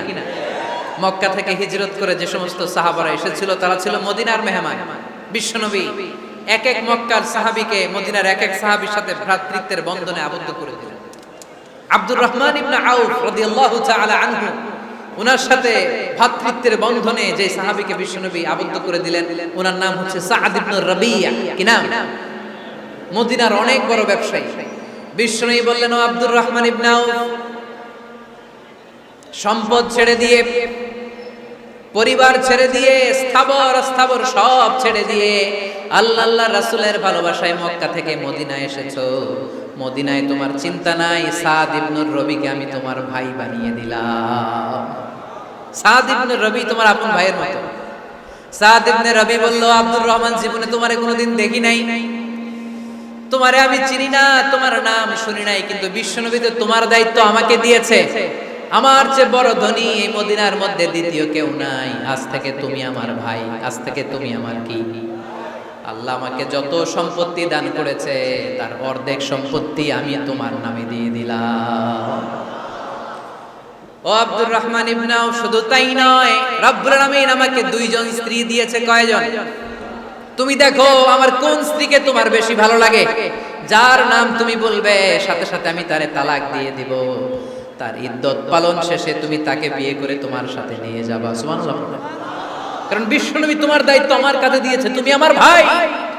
আমি মদিনার সবচেয়ে বড় ধনী, আমার অর্ধেক সম্পদ আমি তোমারে দিয়ে দিব। আমার দুই স্ত্রীর এক স্ত্রীকে তোমারে দিয়ে দিব। সাইয়েদনা আব্দুর রহমান ইবনে আউফ এই কথা শুনে অবাক হলেন। অবাক হয়ে উনিও এক অবাক কথা বললেন। উনি বললেন, লা হাজাতা লি ফি ইয়া আখি, ও আমার প্রাণের ভাই, তোমার কথা শুনে আমার হৃদয়টা ভরে গিয়েছে, কিন্তু তোমার সম্পদেরও দরকার আমার নাই, তোমার স্ত্রীরও দরকার আমার নাই। বারাকাল্লাহু ফি মালিক ওয়া লি আহলিক, আল্লাহ তোমার মালেও বরকত দেখ, তোমার সম্পদেও বরকত দেখ। তুমি শুধু একটু কষ্ট করবা। কি কষ্ট? দুল্লানি আলা সুক, show me the way to the market. তুমি মদিনায় কোনো মার্কেট আছে কিনা, শপিং মল আছে কিনা, ব্যবসা প্রতিষ্ঠান আছে কিনা আমারে দেখায় দাও। সুবহানাল্লাহ। আমরা হইলে কি করতাম? লক্ষ্মীপুরে যারা আসছে এদের একজনের যদি বলা হয়, ভাই আপনি এখন থেকে লক্ষ্মীপুরের ভাই, আমার অর্ধেক সম্পদ আপনারা দিয়ে দেবে, কি করবে? পায়ের উপর পা তুলে খাবে আর বলবে কি আনন্দ আকাশে বাতাসে, ঠিক কি না? এরপরে যদি বলি, ভাই আমার দুই বউ যেটারে সুন্দর লাগে বলেন তালাক দিয়ে দেই, নিয়ে যান, কি বলবে? কি আনন্দ আকাশে বাতাস। আল্লাহ রাসূলের সাহাবী আব্দুর রহমান ইবনে আউফ বললেন, লা হাজাতা লি ফি, আমার দরকার নেই। দুল্লানি আলা সুক, just show me the way to market. এখানে মার্কেট কই আছে দেখায় দাও। অবাক হয়ে গেলেন সাদ বিন রবি, বললেন, ও আব্দুর রহমান ইবনে আউফ, ঠিক আছে তুমি যদি নিতে না চাও তোমারে আমি জোর জবরদস্তি করব না। শুনে রাখো, মদিনাতে ইহুদিদের কয়নুকার একটা বাজার আছে। এই কথা বলার সাথে সাথে আব্দুর রহমান ইবনে আউফ চলে গেলেন। এর পরের দিন অল্প কিছু পনির আর ঘি দিয়ে ব্যবসা শুরু করলেন। পনির আর ঘিয়ের ব্যবসা করতে করতে করতে করতে ব্যবসায় তিনি এত লাভ করলেন, উনি বললেন, আমি যদি কখনো মদিনার বালুর মধ্যে হাত দিতাম ওই বালুটারও সোনা বানায় দিত কে? দুল্লানি আলা সুক, লক্ষ্মীপুরের কর্মঠ যুবক ভাইয়েরা, এই আব্দুর রহমান ইবনে আউফ আমাদের প্রেরণা। উনি অন্যের ঘাড়ে পাড়া দিয়ে খেতে চায় নাই, আরেকজনের উপর ডিপেন্ডেন্ট বা নির্ভরশীল হতে চায় নাই। তিনি স্বাবলম্বী হওয়ার শিক্ষা লেসেন কিয়ামত পর্যন্ত গোটা বিশ্বের যুবকদের জন্য রেখে গিয়েছে। চিল্লায় বলো ঠিক কি না? দুল্লানি আলা সুক, show me the way to market. Market কোথায় দেখাও। পনির আর ঘি নিয়ে ব্যবসা করতে করতে কয়েক মাসের ব্যবধানে ইতিহাস সাক্ষী সাইয়েদনা আব্দুর রহমান ইবনে আউফ মদিনার বিশাল বড় বিজনেস ম্যাগনেটে পরিণত হয়ে গেলেন। চিল্লায় পড়েন আল্লাহু আকবার। এজন্য ব্যবসার ভিতরে বরকত ঢুকিয়ে দিয়েছে কে? বিষ্ণু বললেন, আত-তাজিরা সাদুকাল আমিন মা'আন নাবিয়্যিন ওয়াস সিদ্দীকিন ওয়াশ শুহাদা ওয়াস সালিহিন। আমানতদার ব্যবসায়ী তারা সাধারণ কোনো মানুষ নয়, কিয়ামতের দিন নবীদের সাথে হাসর হয়ে যাবে। আপনারা যারা ব্যবসা করেন, এটা সাধারণ বিষয় নয়। বিষ্ণু ইসলাম নিজেও ব্যবসায়ী ছিলেন। ওনার জীবনের প্রথমে তিনি খাদিজা রাদিয়াল্লাহু তাআলা আনহার ব্যবসার স্টাফ হয়ে কাজ শুরু করেছেন, এরপর নিজে ব্যবসা শুরু করেছেন। এরপরে খাদিজাতুল কুবরা রাদিয়াল্লাহু তাআলা আনহা সব সম্পত্তি বিয়ের পরে বিশ্বনবীর পায়ের সামনে ঢেলে দিয়েছেন। বললেন, ইয়া রাসূলুল্লাহ, এই সম্পদ আমি আপনাকে দিয়ে দিলাম, আপনি ইচ্ছামতো দিনের প্রয়োজনে খরচ করেন। সুবহানাল্লাহ পড়েন। এজন্য বিষ্ণু ইসলাম আমাদের জন্য উপমা, আব্দুর রহমান ইবনে আউফ আমাদের জন্য উপমা। যারা ব্যবসা করেন তারা বিষ্ণু ইসলামের সুন্নাহ পালন করছেন। আত-তাজির আস-সাদুক আল-আমিন। বিষ্ণুই বললেন, সত্যবাদী আমানতদার ব্যবসায়ী, যে ব্যবসা করতে যে মিথ্যা কথা বলে না। অনেক ব্যবসায়ীরা আছে পণ্য চালানোর জন্য মিথ্যা কথা বলে আর কসম কাটে, আসরা নাই। এমনটা করা যাবে? সকালবেলা স্ত্রীরে বলে, এই গরুগুলা বিক্রি করবো, তুই একটা দাম কত কমো? স্ত্রীরে শিখাই দিচ্ছে, এই গরুর দাম তুই 40,000। তো বউ বলে, ঠিক আছে, দাম কইলাম 40,000। তো এরপরে বাজারে যখন গরু বিক্রি করতে যায়, একজন যখন বলে যে ভাই এটা 30,000 টাকা দিয়ে কিনবো, কয় ভাই আল্লাহর কসম সকালে একজন 40,000 দাম কইছে, আমি দেই নাই। আছে না নাই? কৌশল করে বউরে শিখাইছে সকালে কই তুই দাম কর 40,000। তো বাজারে যায় কই সকালে একজন দাম করছে, দাম করে কইছে 40,000 দেই নাই, আমাদের 30,000 কেমনে দেই? এরকম ডাকাইত আছে না নাই? আলহামদুলিল্লাহ লক্ষ্মীপুরে এরকম লোকজন নাই। আরে নাই, আমি কই নাই, এরা কই আছে। লক্ষ্মীপুরের মানুষ খুব ধার্মিক আমি জানি। লক্ষ্মীপুর, নোয়াখালী, ফেনী এই বেল্টের লোকজন খুব আল্লাহওয়ালা। এদের মধ্যে আল্লাহওয়ালার সংখ্যা বেশি, এখানে আলেম ওলামা বেশি, এখানে মসজিদ মাদ্রাসা বেশি। এই জন্য এই জেলাগুলোতে আল্লাহর রহমতও বেশি। আল্লাহ তুমি এই জেলার ছেলেপেলেদেরকে, এই জেলার লোকদেরকে তুমি কবুল করো, মা বোনদেরকে তুমি কবুল করো। সম্মানিত ভাইয়েরা, এজন্য আজকের মাহফিল থেকে আমরা যেটা শিখলাম সেটা হচ্ছে পরিশ্রমে কোনো লজ্জা আছে? আমরা কাজ করে খাবো, ঠিক কিনা? Never under estimate any job. যুবক ভাইয়েরা, লক্ষ্মীপুরের যুবক ছেলেরা শুনতেছ? এরকম আওয়াজ করতে হবে, কান খাড়া করে শুনে। Never under estimate any job. কোন চাকরিকে ছোট করে দেখা যাবে, whether it's small or big, you don't care. এটাকে কেয়ার করা যাবে না। ছোট্ট চাকরি পাইলেই ঢুকে যাবে, বড় অফার আসলে পরে ঢুকবা। এটা ছোট কাজ, এটা হোটেলের ওয়েটার, এটা ছোট্ট স্টাফ, এটা কেরানি না। কাজ কাজ, কাজের মধ্যে কোনো ছোট বড় নাই। খেটে খাওয়া মানুষকে বিশ্বনবী অনেক সম্মান করতেন। বিশ্বনবী সাল্লাল্লাহু আলাইহি ওয়াসাল্লাম খেটে খাওয়া মানুষদেরকে এত ভালোবাসতেন, বিদায় হজের মতো এত গুরুত্বপূর্ণ ভাষণও এই মেহনতি মানুষদের কথা বাদ যায়। সুবহানাল্লাহ পড়বেন না? দিনটা ছিল জুমাবার। বিশ্বনবী সাল্লাল্লাহু আলাইহি ওয়াসাল্লাম আরাফাতের ময়দানে দাঁড়িয়ে ঐতিহাসিক একটা ভাষণ দিলেন। এই ভাষণের নাম হলো বিদায় হজের ভাষণ। এই বিদায় হজের ভাষণেও খেটে খাওয়া মানুষের কথা বিশ্বনবী বাদ দেয় না। বিশ্বনবী বলেছেন, আরিক্কাকুম,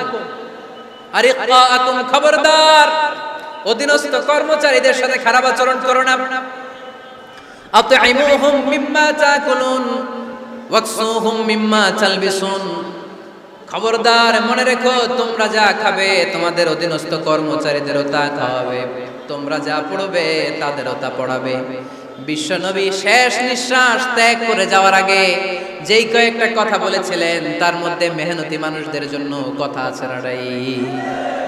বিষ্ণু ইসা ইসলাম যখন শেষ নিঃশ্বাস ত্যাগ করবেন তিনি বলেছিলেন, আসসালাত আসসালাত, উম্মতেরা নামাজ নামাজ, নামাজ ছেড়ে দিও না, নামাজ তরক করো না, নামাজ কাজা করো না। আর বলেছিলেন, ওমা মালাকাত আইমানুকুম, অধীনস্থ কর্মচারীদের সাথে খবরদার খারাপ আচরণ করো না। যারা কর্মচারীদের সাথে খারাপ আচরণ করে, যারা মানুষের কাছ থেকে শ্রম নিয়ে কাজ করিয়ে টাকা দেয় না, কিয়ামতের দিন তাদের বিরুদ্ধে মামলা দায়ের করবে কে? কে করবে?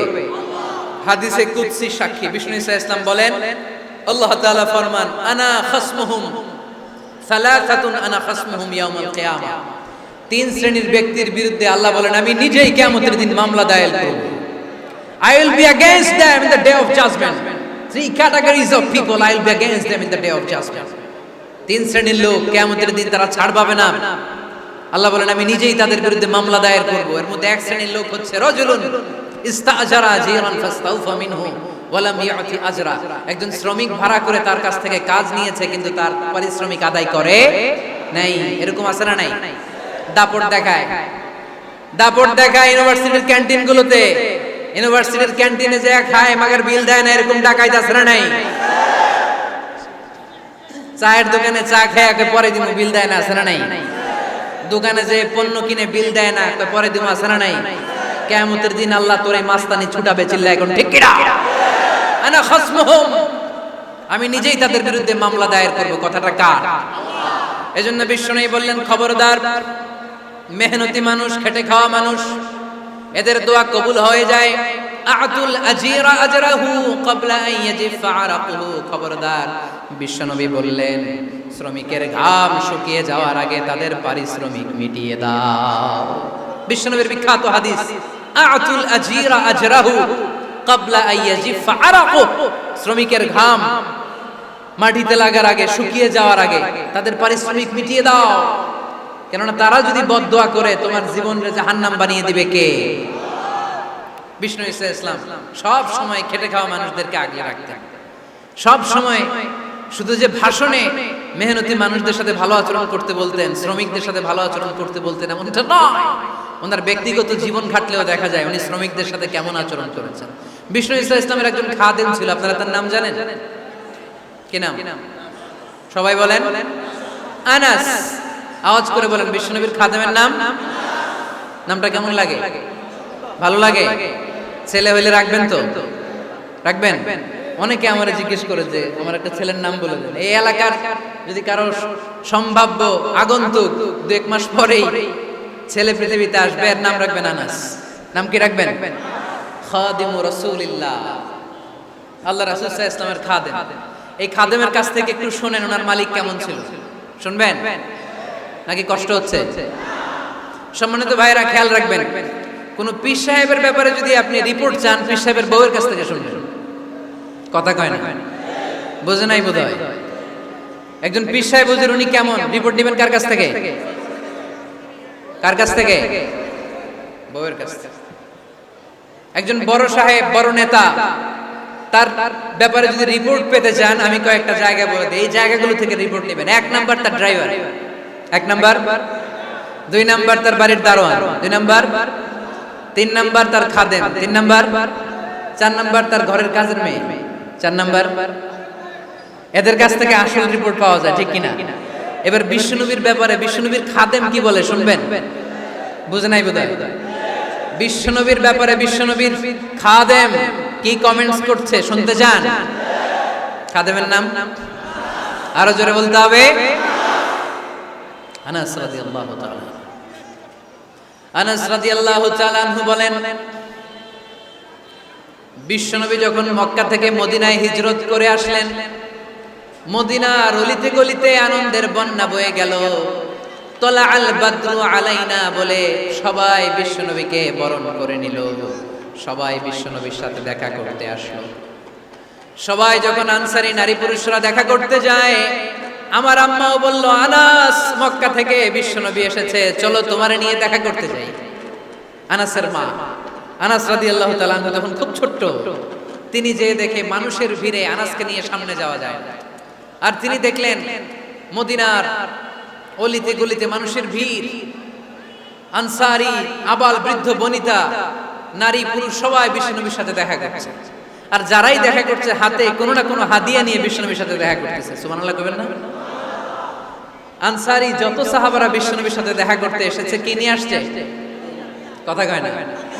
তাহাদাও তাহাব্বু, হাদিয়া দাও, একে অপরকে হাদিয়া দাও, তোমাদের মধ্যে ভালোবাসার বন্ধনকে বাড়িয়ে দিবে কে? আনাসের মা বললেন, আমি মানুষ ধাক্কাতে ধাক্কাতে বিশ্বনবীর সামনে পর্যন্ত গেলাম, যে দেখি সবাই বিশ্বনবীর হাদিয়া দেয়। আমি বিশ্বনবীর সামনে যে কাঁদো কাঁদো স্বরে বললাম, ইয়া রাসূলুল্লাহ ইয়া হাবিবাল্লাহ, লাম ইউবকি রাজুলুন ওয়ালা ইমরাআতুন মিনাল আনসার ইল্লা ক্বাদ আতহাফাকা বিতুহফা। ও নবী, আমি দেখতে পেয়েছি আনসারী এমন কোন নারী নাই, এমন কোন পুরুষ নাই যে আপনাকে আপনার হাতে কোনো না কোনো হাদিয়া দেয় নাই। ওয়া ইন্নী লা আকদিরু আলা যালিকা মা উতহিফুকা বি, কিন্তু ইয়া রাসূলুল্লাহ ইয়া হাবিবাল্লাহ, আমার কাছে তো কোনো টাকা নাই,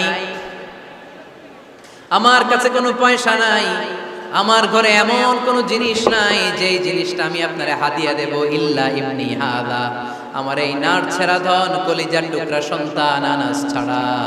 ও আখিরি জামানার পয়গম্বর, আমি আমার কলিজার টুকরা আনাসকে আপনারে হাদিয়া দিয়ে দিলাম।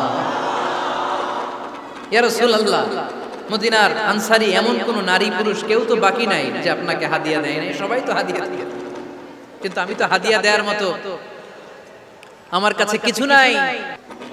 আপনারা কি হাদিস থেকে নেয়া এই গল্পটা বুঝতে পেরেছেন? কথাটা শুনতেছিলেন?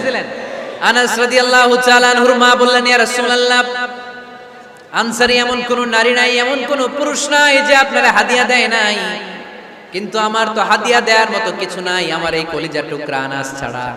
কি আর আমি করব, আমার কলিজার টুকরা আনাসকে আমি আপনার দরবারে হাদিয়া দিয়ে দিলাম। ইয়া রাসূলুল্লাহ, আমার ছেলেটারই আপনারা হাদিয়া দিলেন। খুদ হাদা ইয়াখদুমু কামা বাদালাক, আপনার যেই কাজ লাগবে, যেই খেদমতের প্রয়োজন আপনার এই খেদমত করবে। ও নবী, আমি জানি আনাস আপনার বেশি খেদমত করতে পারবে না, আনাস আপনার মেসওয়াক এনে দিবে, অজুর পানি এনে দিবে, জুব্বা লাগলে জুব্বাটা এনে দিবে, ছোটখাটো কাজ করে আপনারে সাহায্য করবে। আমার কলিজার টুকরা সন্তানকে চিরকালের জন্য আমি আপনারে হাদিয়া দিয়ে দিলাম। আনাস রাদিয়াল্লাহু তাআলা আনহু বর্ণনা করছেন, আমি দাঁড়িয়ে দাঁড়িয়ে শুনছি আমার আম্মা বলছে আমি নাকি বিশ্বনবীর জন্য হাদিয়া। সুবহানাল্লাহ পড়েন। এবার খেদমত শুরু করলো সাইয়েদনা আনাস। ছোট্ট মানুষ কি আর করবে, কতটুকু খেদমত আর করতে পারবে? বিশ্বনবীর মেসওয়াকটা এনে দেয়। সুবহানাল্লাহ পড়ে। বিশ্বনবীর আতরের শিশিটা এনে দেয়, বিশ্বনবীর জাইতুনের তেলের বোতলটা আগিয়ে দেয়, বিশ্বনবীর জামাটা প্রয়োজনে বিশ্বনবীর হাতে এনে দেয়। সাইয়েদনা আনাস বলেন, আমি 1 বছর নয়, 2 বছর নয়, 5 বছর নয়, 7 বছর নয়, 10 বছর বিশ্বনবীর খেদমত করেছি। ফামা দারাবানি, 10 বছরে একদিনও তিনি আমারে মারে নাই। সুবহানাল্লাহ। একদিন আমার গায়ে হাত তোলে নাই। হাত তোলা তো দূরের কথা, ওয়ালা সাব্বানি, কোনদিন গালি দেয় নাই। ওয়ালা আবাসা আলা ওয়াজহি, কখনো বিরক্তি সুরে ভ্রু কুঁচকে আমার দিকে বিশ্বনবী কোনদিন তাকায় নাই। সুবহানাল্লাহ পড়ে। কোনদিন আমার গায়ে হাত তোলে নাই। আরে হাত তোলা তো দূরের কথা, আমাকে ধমকি পর্যন্ত দেয় নাই। ধমকি দেয়া তো দূরের কথা, আমরা অনেক সময় বিরক্ত হয়ে ভ্রু কুঁচকাই না। এরকম বিরক্তি হলে আমরা কারোর প্রতি বিরক্ত হলে কি হয়? কপাল ভ্রু কুঁচকে ওঠে, ঠিক কিনা? সাইয়েদনা আনাস বললেন, কোনদিন মারে নাই। খাদেম বলতেছে, খাদেম, বড় সাহেবের রিপোর্ট কার থেকে নিতে হয়? হয় খাদেম, নয় দারোয়ান, নয় ঘরের কাজের মেয়ে, তা না হলে ড্রাইভার। বিশ্বনবীর খাদেম বিশ্বনবীর ব্যাপারে কি কমেন্ট করছে? মা সাব্বানি ওয়ালা জারাবানি ওয়ালা আবাসা ফি ওয়াজহি। এই 10 বছরের খেদমতের জিন্দেগিতে কোনোদিন বিশ্বনবী আমারে মারে নাই, গায়ে হাত তুলে নাই। আরে হাত তোলা তো দূরের কথা, একটা ধমকও দেয় নাই। আরে ধমক দেয়া তো দূরের কথা, বিরক্তির সুরে ভ্রু কুঁচকে আমার দিকে কখনো তিনি তাকায় নাই। চিল্লায় বলো সুবহানাল্লাহ। আর আজকে মাইক পেলে মানবতা, মানবাধিকারের কর্মী কি সুন্দর কথা বলে, উইমেন রাইটস এর কথা বলে, শিশু শ্রম নিয়ে কথা বলে, আর বাড়িতে কাজের মেয়ের গায়ের মধ্যে খুন্তি, গরম খুন্তি পিঠের মধ্যে লাগিয়ে পিঠ ঝলসিয়ে দেয়। এরকম আছে না নাই? পত্রপত্রিকায় প্রায় দেখা যায় যে কাজের মেয়েদেরকে কি অত্যাচার করে। খুন্তি গরম করে করে চামড়ার মধ্যে লাগিয়ে স্কিন ঝলসে ফেলেছে, গ্রিলের মধ্যে বেঁধে রেখেছে, সময় মতো খাবার দেয় নাই, পিটিয়ে মাথার চুল কামিয়ে মাথা নেড়া করে দিয়েছে। এরকম আছে না নাই? এরা মানবাধিকারের ঠিকাদার, এরা মানবাধিকারের কথা বলে। আর বিশ্বনবী সাল্লাল্লাহু আলাইহি ওয়াসাল্লামের খাদেম বিশ্বনবীর ব্যাপারে বলেছে, কোনদিন মাইর তো দূরের কথা, হাত তোলা তো দূরের কথা, আরে ধমক দেয়া তো দূরের কথা, বিরক্তির চেহারা নিয়েও কোনদিন বিশ্বনবী আমার দিকে তাকায় নাই। চিল্লায় পড়েন সুবহানাল্লাহ। বিশ্বনবী একবার সাইয়েদনা আনাস রাদিয়াল্লাহু তাআলা আনহুকে একটা ছোট্ট জিনিস আনতে পাঠালেন। সাইয়েদনা আনাস রাদিয়াল্লাহু তাআলা আনহু জিনিসটা আনতে যে মদিনার অলিতে গলিতে বাচ্চাদের খেলা দেখে জিনিস আনতে ভুলে খেলায় দাঁড়িয়ে গেলেন। ছোট মানুষ, ছোট্ট একটা বাচ্চা যদি আমার সাথে নেই, সে কি আমার প্রয়োজন বুঝবে? আমার সেন্টিমেন্ট যেরকম বাচ্চা কি ওটা টের পাবে? ছোট্ট আনাসকে বললেন, আমার জুব্বা নিয়ে আস। বিষ্ণু ইসলাম শাম দেশের জুব্বা পড়তো, বলতেন জুব্বা নিয়ে এসো। জুব্বা আনতে যখন বেরোলেন আনাস রাদিয়াল্লাহু তাআলা আনহু, দেখলেন মদিনার অলিতে গলিতে বাচ্চারা কুতকুত খেলে। কি খেলে? আপনারা খেলেন? তো এই খেলা দেখে আনাস রাদিয়াল্লাহু তাআলা আনহু ভুলে গেলেন যে বিশ্বনবীর জামা আনতে হবে। উনি ভুলে যে উনিও দাঁড়িয়ে খেলা দেখতে শুরু করলেন। এখন ঘন্টার পর ঘন্টা যায়, আনাসও আসে না, জামাও আসে না। বিশ্বনবী ভাবলেন, হায় রে, আনাস মনে হয় ভুলে গিয়েছে, কি আর করা যায়, নিজের জামা নিজেই নিয়ে আসি। বিশ্বনবী বের হলেন জামা আনতে। বের হয়েই দেখে মদিনার গলিতে বাচ্চারা খেলতেছে, ওইদিকে আনাস রাদিয়াল্লাহু আনহু দাঁড়ান। বিষ্ণু ইসলাম কিছু বললেন না, যে উনিও আনাস রাদিয়াল্লাহু তাআলা আনহুর পাশে দাঁড়িয়ে খেলা দেখতে আরম্ভ করলেন। সুবহানাল্লাহ পড়বেন না? সাইয়েদনা আনাস খেলা দেখতে দেখতে দেখতে দেখতে দেখতে দেখতে হঠাৎ বিশ্বনবীর দিকে চোখ পড়ে গেছে। বিশ্বনবীর চোখের দিকে যখন সাইয়েদনা আনাস রাদিয়াল্লাহু তাআলা আনহু চোখ পড়ে গেছে, সাইয়েদনা আনাস বলে, আমার কলিজাটা এখান থেকে এই দিকে চলে আসছে। ভয়। কিসে? ভয়ে। উনি বললেন, আমার গলা শুকিয়ে যেতে আরম্ভ করলো, কাঁপতে লাগলাম। হায় হায়, এখন আমার মনে পড়ছে বিশ্বনবীর জামা আনতে পাঠাইছিল, ভুলে গেছে খেলার আবেশে পড়ে। উনি বললেন, বিশ্বনবী আমারে ধমক দেন নাই, আমার গায়ে হাত তোলেন নাই, জামা আনতে পাঠাইছি, এখানে খেলা দেখতেছো এটাও বলেন নাই, বিরক্তিও প্রকাশ করেন নাই। বিশ্বনবী শুধু একটা হাসি দিয়েছেন, স্মাইল। কি দিয়েছেন? একটা মুচকি হাসি দিয়েছেন। কি হাসি? সাইয়েদনা আনাস বলে, ওই যে ওই দিনের বিশ্বনবীর মুচকি হাসির শাসন মরার আগের দিন পর্যন্ত আমি আনাসকে সোজা রাস্তায় রেখেছি, আর ডানে বায়ে নেয় না।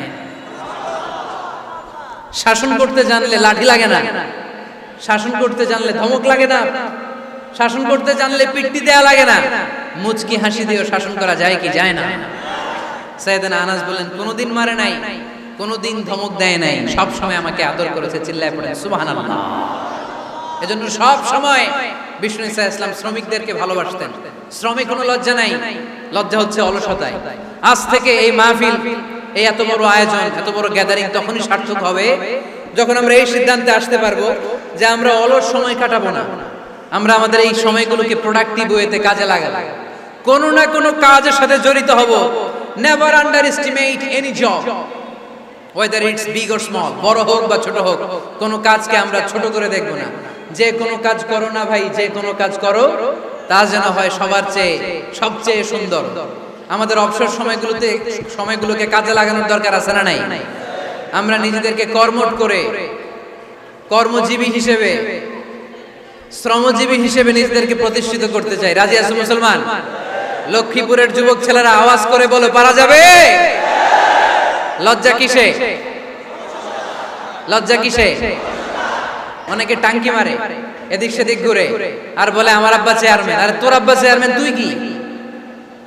কয় আমার আব্বা MP, member of the parliament. আরে তোর বাবা এমপি, এটা তো তার গৌরব, তোর কি আছে সেটা বল। এজন্য নিজের পায়ে দাঁড়াবো। অলসতার সাথে আমাদের কোনো সম্পর্ক। আজকের এই মাহফিল থেকে আমরা অলসতা, অকর্মণ্যতাকে নো বলে দিলাম। অলসতাকে আমরা কি বললাম? আরো জোরে বলতে হবে, অলসতাকে কি বলবো? আর সব সময় কর্মঠ থাকবো, এনার্জেটিক থাকবো, নিজের পায়ে দাঁড়াবো, আইডিয়া জেনারেট করব, এন্টারপ্রেনার হওয়ার চেষ্টা করব, নতুন নতুন উদ্যোক্তা হওয়ার মাধ্যমে আমরা আমাদের নিজেদের ভাগ্য পরিবর্তনের চেষ্টা করব। কারণ আল্লাহ বলেছেন ইন্নাল্লাহা লা ইউগাইয়িরু মা বিকাউমিন হাত্তা ইউগাইয়িরু মা বিআনফুসিহিম। আল্লাহ তাআলা ততক্ষণ পর্যন্ত কোন জাতির ভাগ্যের চাকার পরিবর্তন করে না যতক্ষণ পর্যন্ত ওই জাতি নিজে নিজের ভাগ্যের চাকার পরিবর্তন করতে না চায়। চিল্লায় এখন ঠিক কি না? লাকাদ খালাকনাল ইনসানা ফি কাবাদ। আমি মানব জাতিকে কষ্ট সহিষ্ণু আর কর্ম সহিষ্ণু করে তৈরি করেছি। স্রষ্টা আমাদেরকে সৃষ্টি করে এক সংগ্রামে ঠেলে দিয়েছে। এখানে সংগ্রাম না করলে বেঁচে থাকা যায়? আমাদের সংগ্রামটা শুরু হয়েছে যখন আমরা মায়ের পেট থেকে বেরিয়েছি, ঠিক কিনা? একটা বাবার স্পার্মের মধ্যে 2 কোটি যদি শুক্রাণু না থাকে সেখান থেকে সন্তান হয় না।